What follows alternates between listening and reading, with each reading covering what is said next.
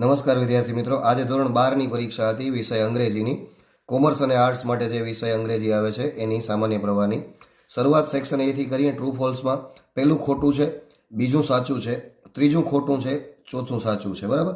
હવે find the nearest મિનિંગમાં barrier એટલે obstacle થાય, બેરિયર એટલે અવરોધ થાય. બરાબર. ત્યાર પછી 6 નંબર છે વેનિસ. તો વેનિસનો સમાનાર્થી ડિસઅપિયર થાય. વેનિસ એટલે અદ્રશ્ય થઈ જવું. 7મું છે ડેલિબરેટલી. ડેલિબરેટલીનો અર્થ થાય ઈરાદાપૂર્વક.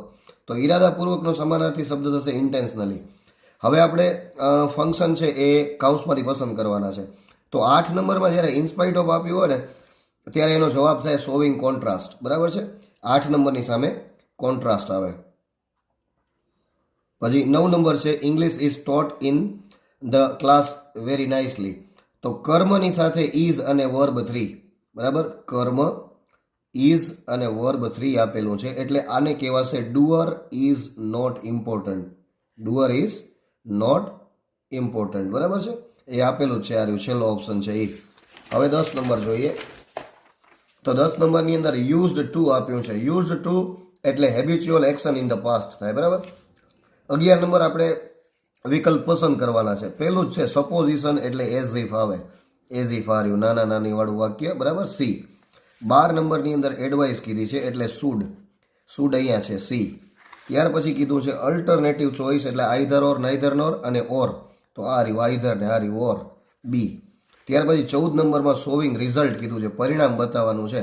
એટલે એક વાક્યમાં સો અને એના પછીના આગળના વાક્યમાં ધેટ. સો અને ધેટ આપેલા હોય એટલે એ સાચું, બાકી બધા ખોટા. બરાબર. 14. હવે 15 નંબર.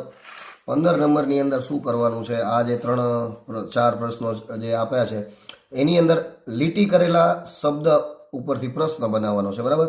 હવે એમાં પહેલો શબ્દ સિન્સ આપ્યો છે. સિન્સનો અર્થ થાય કારણ કે. તો કારણ કે જ્યારે આપ્યું હોય ત્યારે એનો પ્રશ્ન બને વાયથી. બે જગ્યાએ વાય આપેલું છે. Since Jethalal was late. તો why was Jethalal not allowed to attend the meeting. શા માટે એને મીટિંગ અટેન્ડ કરવા ન દીધી? હવે અહીંયા ખાલી એમ કીધું છે કે વાય વોઝ જેઠાલાલ લેટ. તો એ સાચો જવાબ ન થાય. સાચો જવાબ બી થાય 15માં. 16નો સાચો જવાબ એ થશે. શું કામ? કે આપણા વડાપ્રધાન છે ને એ અમેરિકાના પ્રેસિડેન્ટને, પ્રમુખને મળ્યા. શેના માટે? To discuss on traffic matter. તો કોને મળ્યા? તો અમેરિકાના પ્રેસિડેન્ટને મળ્યા. એના નીચે અંડરલાઈન છે એટલે કોને. કોને એટલે વોમ થાય, બાકી વાય ને હુ એટલે કોણ થાય. ખોટું છે. બરાબર. પેલો એ સાચો જવાબ. 17માં છે એવરીવન ફર્મલી ફિક્સ્ડ આઈઝ ઓન. દરેક જણે પોતાની આંખો ફિક્સ કરી. ક્યાં? તો કે on the trick that the magician was performing on the stage. જે જાદુગર છે ને જે પરફોર્મ કરતો હતો ને એના ઉપર આંખ બધાએ ફિક્સ કરી. તો હવે ક્યાં કરી? ક્યાં? બરાબર. વેર. તો વેર. હવે પણ અહીંયા ફિક્સ્ડ આપ્યું છે, ભૂતકાળનું ક્રિયાપદ છે એટલે એમાં ડીડ ફરજિયાત આવે. બરાબર છે. વેર તો ડીમાં આપ્યું છે પણ અહીંયા વોઝ આપ્યું છે એટલે આ જવાબ થાય નહીં. એ સાચો જવાબ થાય. બરાબર. 18ની અંદર Aditya pays the bills. Aditya bill ચૂકવે છે. કેવી રીતે ચૂકવે છે? તો કે થ્રુ ઓનલાઈન બેન્કિંગ સર્વિસ. કેવી રીતે એટલે એના માટે હાઉ આવે. બરાબર. બી સાચો જવાબ થાય. તો આ રીતે સેક્શન એ થાય. હવે વિદ્યાર્થી મિત્રો આપણે સીધા જઈશું સેક્શન ડી ઉપર. હવે 31ની અંદર મેં તમને વિદ્યાર્થી મિત્રો કીધું હતું કે magical effects of monkey paw. મંકી સ્પોમાંથી કંઈક ને કંઈક પૂછાશે. બરાબર. તો શોર્ટ નોટ તમને પૂછાઈ ગઈ છે. રાઈટ. હવે આપણે સીધા જઈએ સેક્શન ડી ઉપર. બરાબર. સેક્શન ડી ની અંદર ડુ એઝ ડાયરેક્ટેડ છે. તો એમાં સૌમ્ય ઓબેઝનું શું કર્યું? ઓબેડ કર્યું. ભાઈ આ સાદો ભૂતકાળ કર્યો. શું કર્યું? સાદો ભૂતકાળ. સહેલો જ છે. જુઓ મેં અહીંયા લખ્યું છે વર્બ ટુ, કર્મ અને અન્ય શબ્દ. ભૂતકાળનું કરવાનું છે. જ્યાં આ ડઝનું આપણે ડીડ કર્યું, અહીંયા ડઝનું ડીડ કર્યું, આ ઇઝન્ટનું કર્યું, વોઝન્ટ અથવા વોઝ નોટ. બરાબર. અને બાકી બધું એમને એમ લખી દેવાનું. હવે આ 53 નંબરનો ક્વેશ્ચન પેસિવ વોઇસ કરવાનું છે. જુઓ અહીંયા my schooling was finished. Was finished એટલે એમ ઇઝ આર અથવા તો વોઝ વેરની સાથે જ્યારે વર્બ 3 લાગે એ પેસિવ બને. બરાબર છે. તો આ આખું પેસિવ બનશે.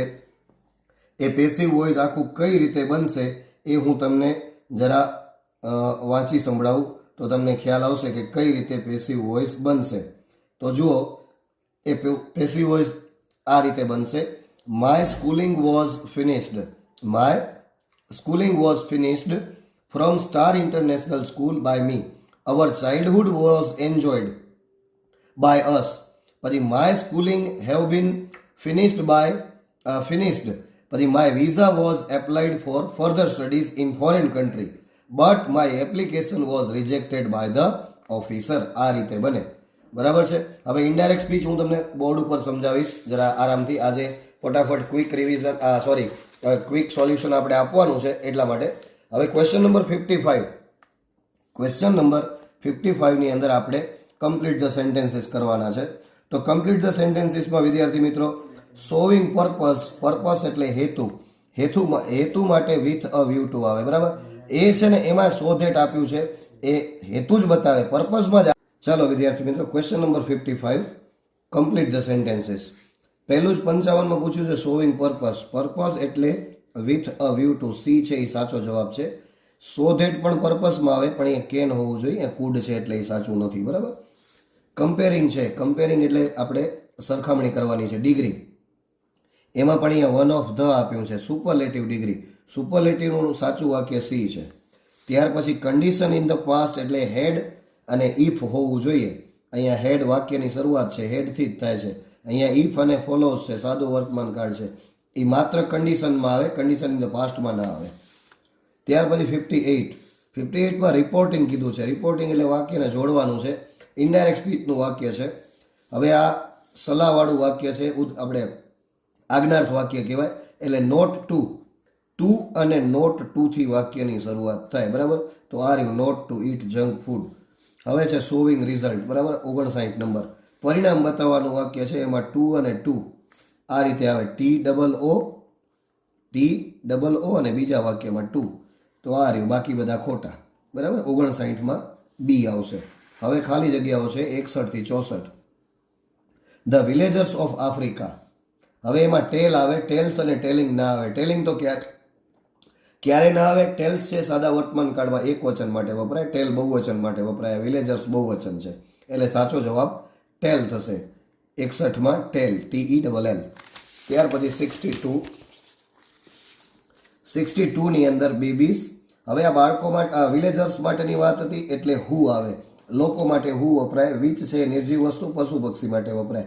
હુઝ છે એ વ્યક્તિની માલિકી બતાવવા માટે વપરાય. ત્યાર પછી આપણે આગળ જોઈએ તો driver ends when an army of driver ends. જો અહીંયા એન્ડ્સને જોશો ને તો બહુવચન છે, પણ આર્મી છે ને એ એક વચન છે. આને જોવાનું છે. આને કોન્કર્ડ કહેવાય. બરાબર. એટલા માટે એન્ટર્સ આવશે અહીંયા. ત્યાર પછી પીપલ ફ્લી આવશે, ફ્લી. બરાબર. In to the forest and stay there until the ends have passed. બરાબર. હવે આ રીતનું હતું. હવે વિદ્યાર્થી મિત્રો સેક્શન ઈ ની અંદર આપણે જે નિબંધની ચર્ચા કરી હતી, તો નિબંધ અહીંયા જોઈએ નેચરલ કેલામિટીસ. બરાબર. કુદરતી આફત પૂછાયું છે. અને આપણે જે આઈએમપી આપેલો છે જાગૃત અવાજ યુટ્યુબ ચેનલના માધ્યમથી, તો એમાં સ્ટ્રેસ મેનેજમેન્ટ આપણે તમને કીધો છે, ગ્લોબલ વોર્મિંગ કીધો છે, બંને પૂછાયા છે. બરાબર. અને એપ્લિકેશન તો એકદમ સરળ પૂછાય છે વિદ્યાર્થી મિત્રો. તમને એપ્લિકેશન પૂછાય છે ઇંગ્લિશ ટીચરની, અને આપણે એપ્લિકેશન જ કરવાની હતી, એ પૂછાય છે. રાઈટ. હવે 68માં તમને ઈમેલ છે. ઈમેલ પૂછાયો છે કમ્પ્લેન કરતો ઈમેલ પૂછાયો છે બેડ રોડ માટેનો, સહેલો જ છે વિદ્યાર્થી મિત્રો. છેલ્લે રિપોર્ટ પણ સહેલો પૂછાયો છે, સ્પોર્ટ્સ ડેનો પૂછાયો છે, પોઈન્ટ પણ આપી દીધા છે. બરાબર છે. તો વિદ્યાર્થી મિત્રો હવે ધોરણ 12 પછી તમારી પાસે ફ્રી સમય હશે તો તમે મારી યુટ્યુબ ચેનલને ખાસ સબસ્ક્રાઇબ કરી દેજો. વેકેશનની અંદર આપણે ઇંગ્લિશ સ્પીકિંગ કોર્સ શરૂ કરવાના છીએ, તો ત્યારે તમે બધા જોડાઈ જજો. આપણે ફ્રી ઓફ કોસ્ટ એ તમને કોર્સ કરાવીશું. બરાબર છે. તમારા મિત્રોને પણ આ વિડીયો શેર કરજો અને એમને પણ જાણ કરી દેજો. ધોરણ 10ના વિદ્યાર્થીઓ પણ આમાં જોડાઈ શકે છે. ધોરણ 6 થી કોલેજ સુધીના વિદ્યાર્થીઓ આપણી યુટ્યુબ ચેનલમાં જોડાઈ શકે છે. વેકેશનમાં આપણે ફ્રી બેચ કોર્સ શરૂ કરીએ છીએ, ઇંગ્લિશ સ્પીકિંગ કોર્સ. બરાબર છે. ચેનલને સબસ્ક્રાઇબ કરજો અને શેર કરી દેજો. ધન્યવાદ.